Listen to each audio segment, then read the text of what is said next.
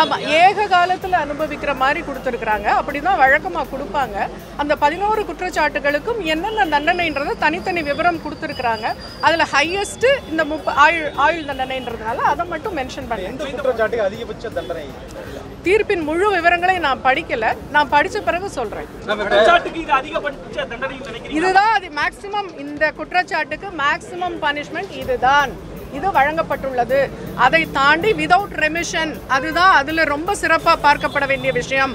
Without ரெமிஷன்னா எந்த ஒரு சலுகையும் அவருக்கு கிடையாது, எந்த ஒரு நன்னடத்தை காரணமாக வெளியே வருது இதெல்லாம் எதுவுமே கிடையாது.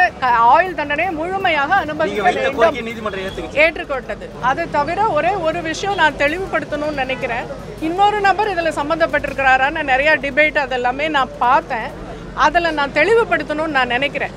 முதல்ல எங்களை பொறுத்த வரைக்கும் அந்த அக்யூஸ்டுடைய ஃபோன் தான் வெப்பன் ஆஃப் த கேஸ்.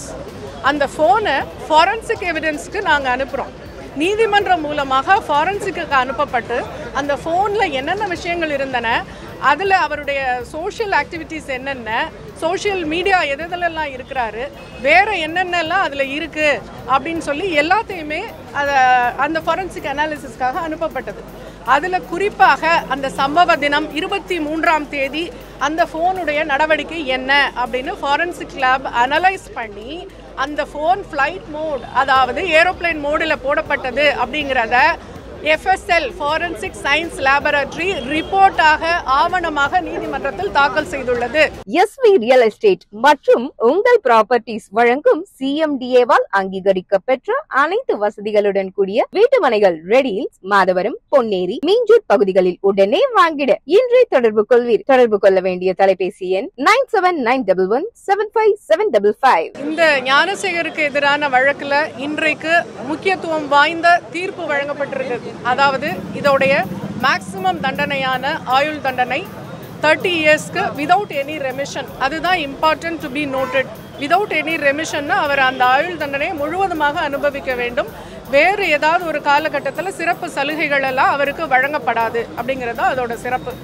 முதல்ல இந்த வழக்கு கோட்டூர்புரம் AWPS அவங்க FIR போட்டு அதன் பிறகு மாண்புமிகு உயர்நீதிமன்றத்தின் டைரக்ஷனின் பேரில் SIT அவங்க புலன் விசாரணையை புலன் விசாரணையை எடுத்துக்கிட்டாங்க. அந்த புலன் விசாரணை மிகவும் சிறப்பாக இருந்தது. அந்த புலன் விசாரணை முடித்து அவங்க குற்றப்பத்திரிகையை பிப்ரவரி மாதத்தில் மகிழா நீதிமன்றத்தில் தாக்கல் செஞ்சாங்க. அதன் பிறகு மகிழா நீதிமன்றத்தில் வழக்கு விசாரணை ட்ரையல் ஆரம்பிச்சது. ஏப்ரல் 23ஆம் தேதி பாதிக்கப்பட்ட பெண் முதன்முறையாக ஏறினாங்க. அதன் பிறகு மே 23ஆம் தேதி ஆர்கியூமெண்ட்ஸ். ஸோ அந்த வழக்கு விசாரணையை எவ்வளவு துரிதமாக நடத்தினோம் என்பது இதிலிருந்து உங்களுக்கு புரியும். இதில் 11 குற்றச்சாட்டுக்கள் அவர் மேலே தொடுக்கப்பட்டிருந்தது. அந்த 11 குற்றச்சாட்டுக்களுக்கும் எவிடன்ஸ் எப்படி கொடுத்தாங்க அப்படின்னா, அரசு தரப்பில் வாய்மொழியாகவும் ஆவணம் பூர்வமாகவும் ஃபாரன்சிக் ரிப்போர்ட், அதாவது அறிவியல் பூர்வமாகவும் எல்லா குற்றச்சாட்டுகளுக்கும் தகுந்த எவிடன்ஸை நீதிமன்றத்தில் சமர்ப்பித்தோம். அந்த எவிடன்ஸை நீதிமன்றத்திற்கு திருப்திகரமாக இருந்ததினால்தான் இன்றைக்கு இவ்வளவு பெரிய முக்கியத்துவம் வாய்ந்த ஜட்ஜ்மெண்ட் இன்றைக்கு கிடைத்திருக்கு. இதில் ரொம்ப முக்கியமாக கருதப்பட வேண்டியது, எல்லா விட்னஸஸும் மிக அருமையாக அரசு தரப்பிற்கு சாட்சியை நிரூபிக்கக்கூடிய வகையில் அவங்களுடைய எவிடன்சஸ் இருந்தது அப்படின்றத நான் சொல்லிக்கிறேன்.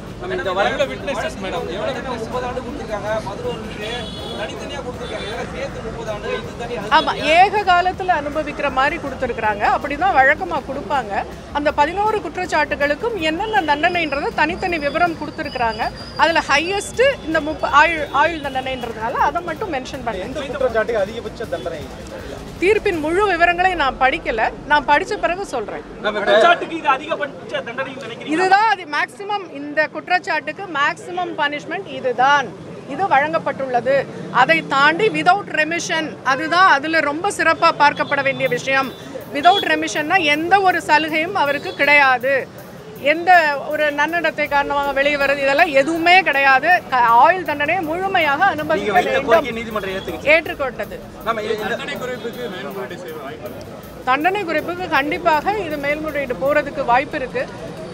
அதை வந்து நான் சொல்ல முடியாது, அது அக்யூஸ்டு தான் முடிவு பண்ணணும். அதை தவிர ஒரே ஒரு விஷயம் நான் தெளிவுபடுத்தணும்னு நினைக்கிறேன். இன்னொரு நபர் இதில் சம்மந்தப்பட்டிருக்கிறாரான்னு நிறையா டிபேட் அதெல்லாமே நான் பார்த்தேன். அதில் நான் தெளிவுபடுத்தணும்னு நான் நினைக்கிறேன். முதல்ல எங்களை பொறுத்த வரைக்கும் அந்த அக்யூஸ்டுடைய ஃபோன் தான் வெப்பன் ஆஃப் த கேஸ். அந்த ஃபோனை ஃபாரன்சிக் எவிடன்ஸ்க்கு நாங்கள் அனுப்புகிறோம். நீதிமன்றம் மூலமாக ஃபாரன்சிக்கு அனுப்பப்பட்டு அந்த ஃபோனில் என்னென்ன விஷயங்கள் இருந்தன, அதில் அவருடைய சோஷியல் ஆக்டிவிட்டீஸ் என்னென்ன, சோஷியல் மீடியா எதெல்லாம் இருக்கிறாரு, வேறு என்னென்னலாம் அதில் இருக்குது அப்படின்னு சொல்லி எல்லாத்தையுமே அந்த ஃபாரன்சிக் அனாலிசிஸ்க்காக அனுப்பப்பட்டது. அதில் குறிப்பாக அந்த சம்பவ தினம் 23ஆம் தேதி அந்த ஃபோனுடைய நடவடிக்கை என்ன அப்படின்னு ஃபாரன்சிக் லேப் அனலைஸ் பண்ணி அந்த ஃபோன் ஃப்ளைட் மோட், அதாவது ஏரோப்ளேன் மோடில் போடப்பட்டது அப்படிங்கிறத FSL ஃபாரன்சிக் சயின்ஸ் லேபரட்டரி ரிப்போர்ட்டாக ஆவணமாக நீதிமன்றத்தில் தாக்கல் செய்துள்ளது. அந்த சம்பவ நேரத்தில் சம்பவ நாளன்று அந்த ஃபோன் ஏரோப்ளேன் மோடில் போடப்பட்டிருந்தது என்பதை ஆவணபூர்வமாகவும் அந்த நிபுணர் வந்து வாய்மொழி சாட்சியாகவும் நீதிமன்றத்தில் சொல்லிட்டு போயிருக்காங்க. ஒரு பாயிண்ட். செகண்ட் பாயிண்ட் என்ன நான் சொல்லணும்னு நினைக்கிறேன்னா, அது வந்து அவனுடைய ஃபோன் வந்து ஏர்டெல் சிம். அந்த ஏர்டெல் ப்ரொவைடர் நோடல் ஆஃபீஸர் நீதிமன்றத்துக்கு நேரடியாக வந்து அந்த 23ஆம் தேதி 6:29க்கு தான் முதல் கால் அவருக்கு. அதன் பிறகு அவருக்கு எந்த அழைப்பும் இல்லை 8:52 வரைக்கும். 8:52க்கு SMS அலர்ட் அவருக்கு கிடைக்குது. என்னன்னா மிஸ்ட் கால் அலர்ட் கிடைக்குது. ஸோ இவர் இந்த காலகட்டத்தில் ஏரோப்ளேன் மோடில் போடப்பட்டிருக்கிறார் அப்படிங்கிறத ஏர்டெல் ப்ரொவைடரும் தெளிவாக நீதிமன்றத்தில் எடுத்துரைத்துட்டார். இதையும் தாண்டி இன்னொரு விஷயமும் சொல்கிறேன். 358 BNSS படி இஃப் சப்போஸ் ஒரு பர்சன் அதில் இன்னொருத்தர் இருக்கிறாரு அப்படின்னு நீதிமன்றம் கருதினால் நீதிமன்றத்திற்கே அதிகாரம் உண்டு அவனையும் இணைத்து குற்றவாளியாக்கி விசாரணை நடத்தலாம்னு. இப்போ கொடுத்த எவிடன்சஸ் எல்லாம் நீதிமன்றம் திருப்தியுற்றதுனால தான், ஒருவர் தான் இதில் குற்றவாளின்றது தெளிவாக நிரூபிக்கப்பட்டதனால்தான் இவர் மேலே நீதிமன்றம் நடவடிக்கை எடுத்து இந்த தீர்ப்பை இன்றைக்கு கொடுத்துள்ளது.